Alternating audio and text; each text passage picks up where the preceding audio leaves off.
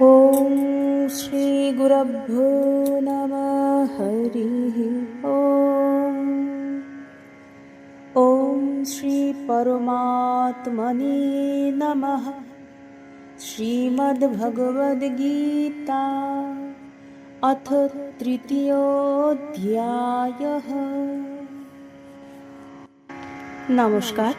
पवित्र एकादशी तिथिते শ্রীমদ্ ভগবদ্গীতার কর্মযোগ অর্থাৎ তৃতীয় অধ্যায়ের প্রথম ও দ্বিতীয় শ্লোক পাঠ, অনুবাদ ও সংক্ষিপ্ত ব্যাখ্যার চেষ্টা করছি। জ্ঞান ও কর্মের মধ্যে অপূর্ব সমুচ্চয় ঘটেছে তৃতীয় অধ্যায়ে। দ্বিতীয় অধ্যায়ে ভগবান আত্মজ্ঞান লাভের প্রধান উপায় ও আত্মজ্ঞান লাভের পথে সাধনা হল নিষ্কাম কর্ম, নিষ্কাম কর্ম সম্পাদনের কৌশল ও নিষ্কাম কর্মের ফল চিত্তশুদ্ধি এবং চিত্তশুদ্ধির ফল আত্মজ্ঞান, ব্রাহ্মী স্থিতি বা স্থিতপ্রজ্ঞ লাভের কথা বললেন।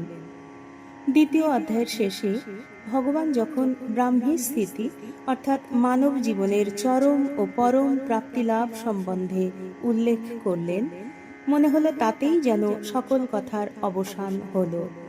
কিন্তু অর্জুনের এখন শুভ বুদ্ধি, মোহমুক্ত অহং নাশ হয়েছে, যার জন্য তৃতীয় অধ্যায়ে শুরুতেই অর্জুন একটি সুচিন্তিত ও মনজ্ঞ প্রশ্ন করলেন, যেন গুরুর কাছে শিষ্য প্রকৃত আধ্যাত্মিক প্রশ্ন উপস্থাপন করছেন।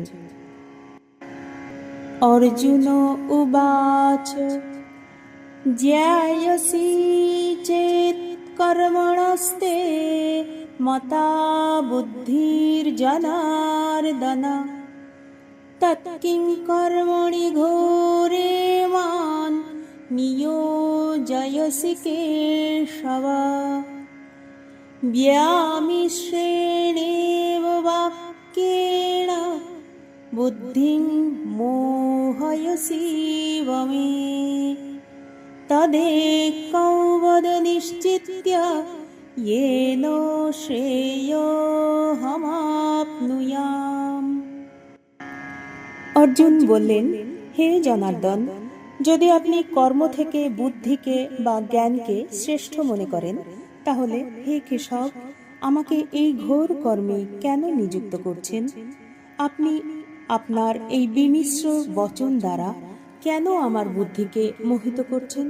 সুতরাং আপনি নিশ্চিত করে আমায় এমন কথা বলুন যার দ্বারা আমি কল্যাণ লাভ করতে সক্ষম হই। প্রথম শ্লোকে অর্জুনের প্রশ্ন, মানুষের স্বভাবের একটি দুর্বলতা এই যে সে প্রশ্ন করে, তার উত্তর বক্তার কাছে নিজের কথার বা সিদ্ধান্তের সমর্থনই পেতে চায়। একে দুর্বলতা এই জন্য বলা হয়েছে যে বক্তার নির্দেশ অনুকূল অথবা প্রতিকূল যাই হোক ঠিকভাবে পালন করাই হলো শৌর্য। তাছাড়া আর সবকিছুকেই কাপুরুষতা বলা যায়। এই দুর্বলতার জন্যই মানুষ প্রতিকূল অবস্থার সম্মুখীন হলে অস্বাচ্ছন্দ্য অনুভব করে। যখন সে প্রতিকূলতার কষ্ট সহ্য করতে পারে না, তখন সে ভালোত্বের অজুহাতে অর্থাৎ তখন ভালোর ছদ্মবেশে মন্দগুলি আসে। মন্দগুলি যখন সুন্দরের রূপ ধরে আসে, তখন তা পরিত্যাগ করা কঠিন হয়। এই স্থানে অর্জুনের মনেও হিংসা ত্যাগ রূপী ভালোর সাজে কর্তব্য ত্যাগ রূপ মন্দ চিন্তা এসেছিল। সেই জন্য তিনি কর্তব্য কর্ম থেকে জ্ঞানকেই শ্রেষ্ঠ বলে মনে করেছিলেন। তাই তিনি এখানে প্রশ্ন করেছেন যে আপনি যদি কর্ম হতে জ্ঞানকে শ্রেষ্ঠ বলে মনে করেন, তাহলে আমাকে যুদ্ধরূপ ঘোর কর্মে কেন নিয়োজিত করছেন? তাও আবার কিরকম কর্ম? ঘোর যুদ্ধ কর্ম, নিষ্ঠুর কর্ম, হিংসাত্মক কর্ম, যে যুদ্ধে আমাকে প্রিয়জনদের হত্যা করতে হবে, সেই দারুণ কর্ম। সেই কর্মে লিপ্ত হতে তুমি আমাকে বাধ্য করছো কেন, তা তো আমি কিছুই বুঝতে পারছি না। এখানে জনার্দন শব্দটার অনেক রকম অর্থ হয়। শ্রীকৃষ্ণ জনা নামে এক অসুরকে বধ করেছিলেন। তাই তিনি জনার্দন। আবার জনার্দন মানে হলো যিনি প্রত্যেকের বাসনা পূর্ণ করেন। একমাত্র ঈশ্বরই পারেন সকলের বাসনা পূর্ণ করতে। অর্জুন শ্রীকৃষ্ণকে বলতে চাইছেন, আমি তোমার শরণাগত, তুমি তো আমার বাসনা পূর্ণ করবে, আমাকে পথ দেখাবে, আমাকে বলে দেবে আমার কি করা কর্তব্য। ব্যামিশ্রেণেব বাক্যেন বুদ্ধিং মোহয়সি বমে। এই পত্রের দ্বারা অর্জুনের এই ভাব প্রকটিত হয় যে কখনো আপনি বলছেন যে কর্ম করো, আবার কখনো বলছেন যে জ্ঞানের আশ্রয় নাও। আপনার এই বিমিশ্র বচনে আমার বুদ্ধি মোহগ্রস্ত হচ্ছে, অর্থাৎ আমি স্পষ্টরূপে বুঝতে পারছি না আমার কর্ম করা উচিত না জ্ঞানের আশ্রয় নেওয়া উচিত। এই রকম পরস্পর বিরোধী কথা বলে আপনি আমাকে বিভ্রান্ত করছেন, মোহমুগ্ধ করছেন। আপনি আমার বন্ধু, হিতাকাঙ্ক্ষী, অভিভাবক। আমি আপনার শরণাগত। জ্ঞান ও কর্ম এ দুইয়ের মধ্যে যা আমার পক্ষে শ্রেয়, কল্যাণকর, যা আমার মুক্তির পথ, দয়া করে সেটাই আমাকে স্পষ্ট করে বলুন। শ্রেয় হমাপ্নুয়াম, যে পথ অনুসরণ করলে আমি শ্রেয় লাভ করতে পারি, আমাকে তাই বলে দিন। শ্রেয় আর প্রেয় এ দুয়ের মধ্যে আমরা কোনটা চাই বিচার করে আমাদেরকেই তা ঠিক করে নিতে হয়। শ্রেয় অর্থ যা শুভ, যা পবিত্র বা কল্যাণকর, আর প্রেয় মানে যা আকর্ষণীয়, আপাত সুখকর। যদি কেউ মনে করে তার পক্ষে ধন, মান, সম্পদ, পদমর্যাদা এসবই শ্রেয়, তা বেশ, সে সেই পথেই চলুক।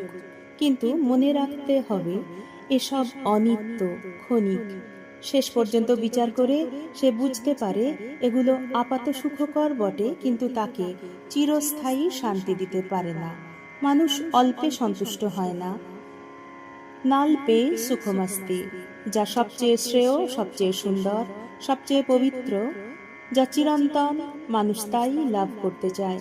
মানুষের জীবনের উদ্দেশ্যই হল নিঃশ্রেয়সকে লাভ করা। নিঃশ্রেয়স, নিঃ অর্থ না, আর শ্রেয়স মানে আরো ভালো, অর্থাৎ এর চেয়ে ভালো, এর চেয়ে বড় আর কিছুই নেই। একেই আমরা ঈশ্বর বলি, ব্রহ্ম বলি, মুক্তি বলি, আত্মজ্ঞান বলি। জ্ঞান ও কর্ম এ দুইয়ের মধ্যে কোন পথে নিঃশ্রেয়সকে লাভ করা যায়, অর্জুন সে কথাই জানতে চাইলেন।